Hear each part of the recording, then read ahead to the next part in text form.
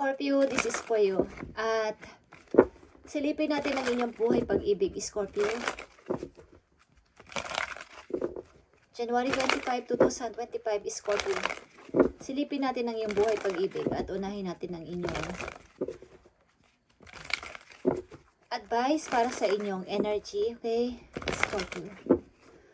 Para sa pag-ibig ng mga Scorpio, ibigay mo ang tamang message para sa kanila, sa kanilang buhay pag-ibig.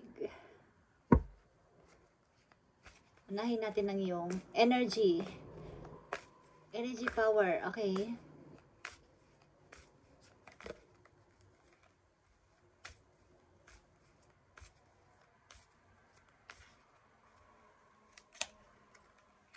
Nandito ang vitality or vitality, Scorpio. I am being of light. I accept the divine energy in my body and every one of my cells regenerates. Okay. Kailangan nyo ng positive thinking simula sa araw na to, lalo na sa pag-ibig ninyo, Scorpio. Vitality is here. I am being of light. Katulad ng light na to. Okay, I am being of light. I-accept nyo ang divine energy sa inyong katawan today. At sa every one of your cells, regenerates, okay? Dumaloy sa parte ng iyong katawan ang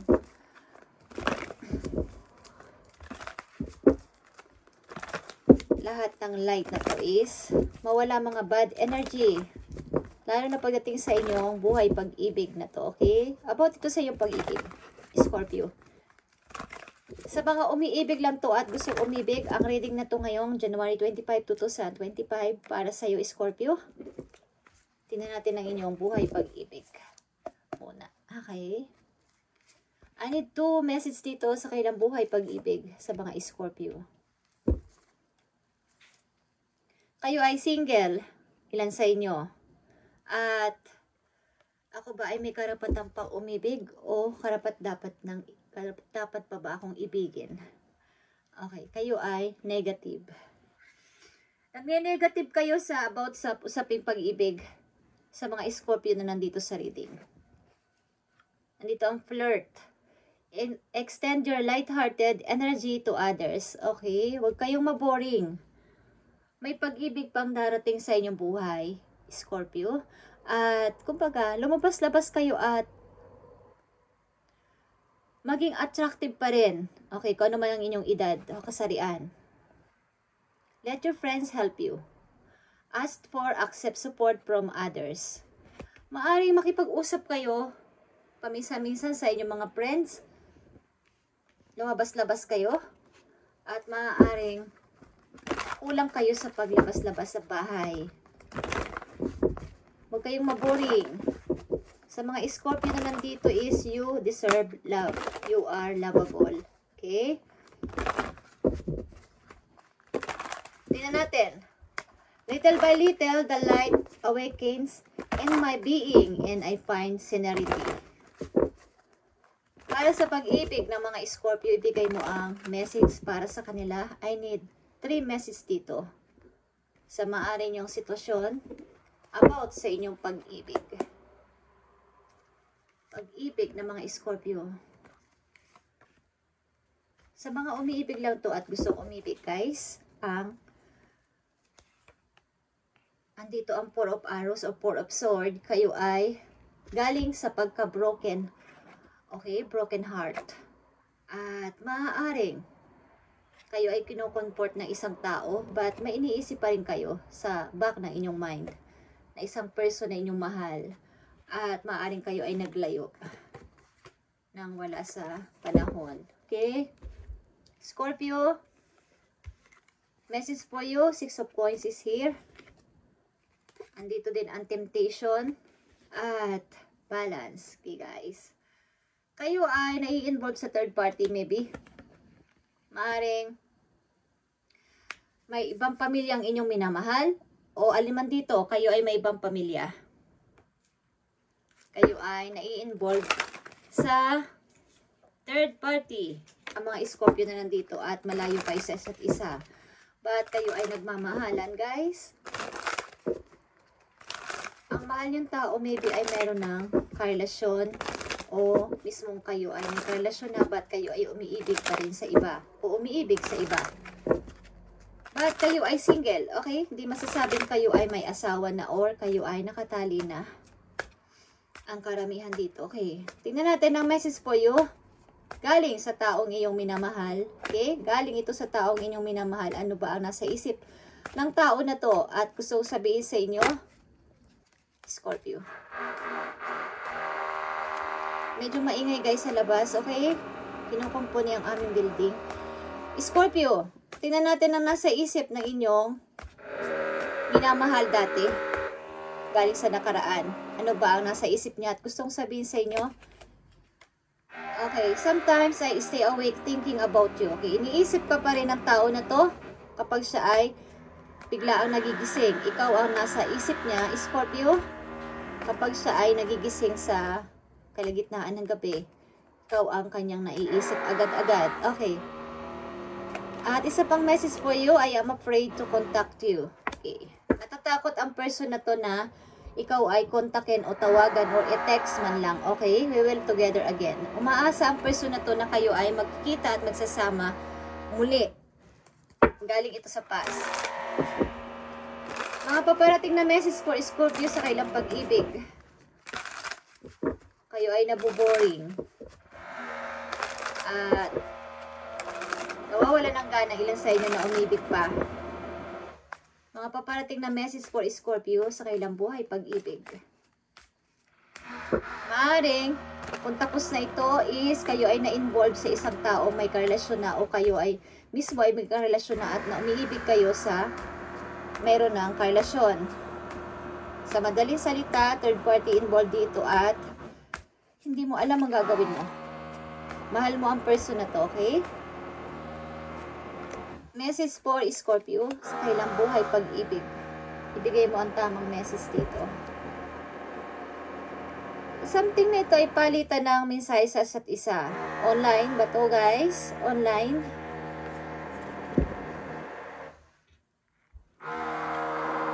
The Hermit is here. Nag-iisip-isip ka din naman.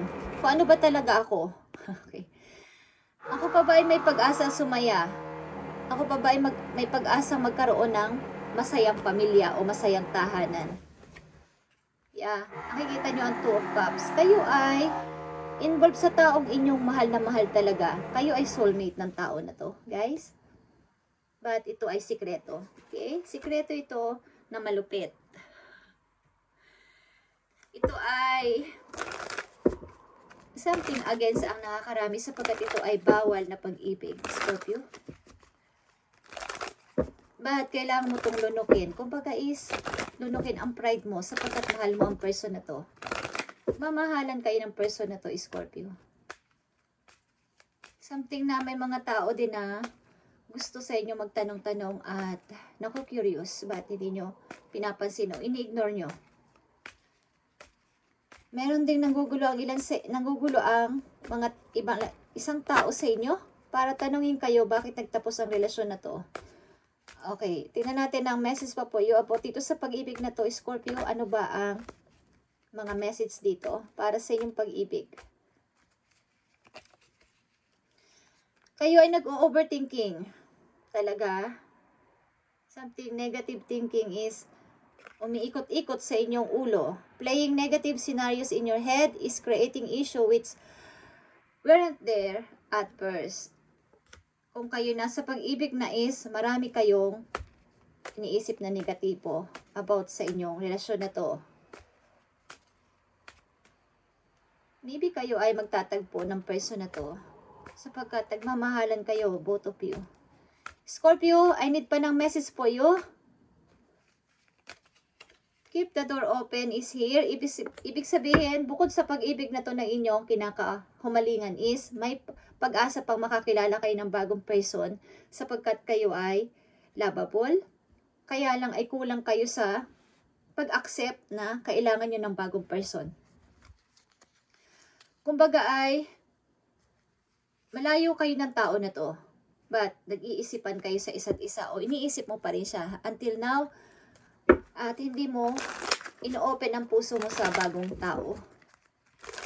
Baka naka-stuck ka doon sa kanyang pag-ibig.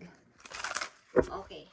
Tingnan natin ang message pa for you about sa pag-ibig na to para sa mga Scorpio. Ang mga Scorpio na nandito sa reading ay involved sa third party. Something to ay bawal na pag-ibig para sa iba, but para sa iyo hindi ito bawal. But minsan-minsan nag-iisip ka kung may totoo pa bang tao o tahanan na hanggang pagtanda ko ay tatanggap sa akin o magkakaroon pa ako ng masayang pamilya. Okay. Kayo ay nalulungkot at something na kulang sa passion about sa pag-ibig. Nakikita ko dito ay ang ilan sa inyo ay hindi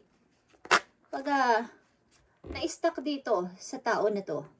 At may paparating mang tao sa buhay ninyo ay hindi nyo pinapansin maybe. Tingnan natin ang maaaring mga message pa po you about sa pag-ibig na to, Scorpio.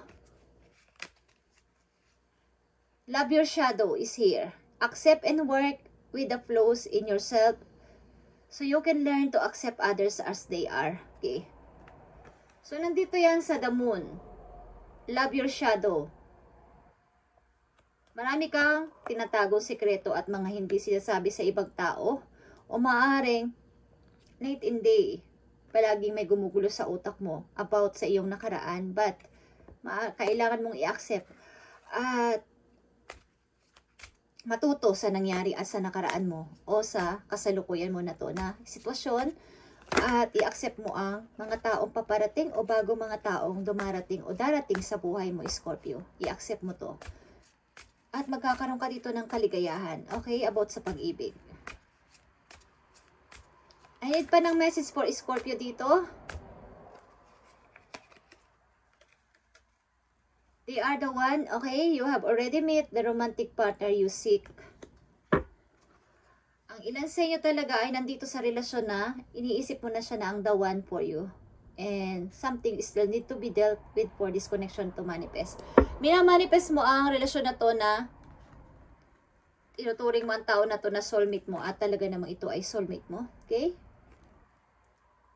Kaya lang iba na kayo ng path ng buhay o magkaiba kayo ng path ng buhay. Ibig sabihin, magkaiba kayo ng bansa, ng lugar, or mayroon ng family ng tao na to o meron ka ng family but nagmamahalan kayo talaga ng person na to. Kumbaga, yung pag-ibig nyo ay nangyari sa maling panahon, maling time, at maling pagtatagpo. Tingnan pa natin ang mga message dito. Galing sa iyong minamahal, sapagkat hindi mo to mapigilan. Sapagkat ito ay nararamdaman mo ng totoo sa iyong buhay na ang tao na to ay yung soulmate. Okay. May nagsasabi dito na I wish you are mine. Sana akin ka na lang. Okay? Alam niyo yung kantang yun. Akin ka na lang. Sana. But meron ka ng kasama o meron na nagmamay-ari sa'yo. Sana maging akin ka. Okay. So Scorpio, tignan natin ang message po you. Maaaring ito ay galing sa iyong person na yung minamahal. Message for Scorpio.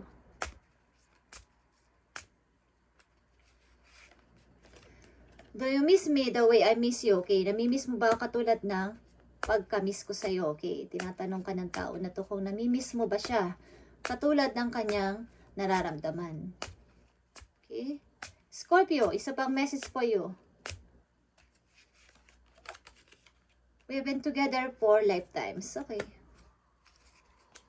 Time will tell. Panahon na lang ang makapagsasabi, oras na lang makapagsabi kung tayo pa rin sa isa't isa. But alam kong nagmamahalan kayong dalawa.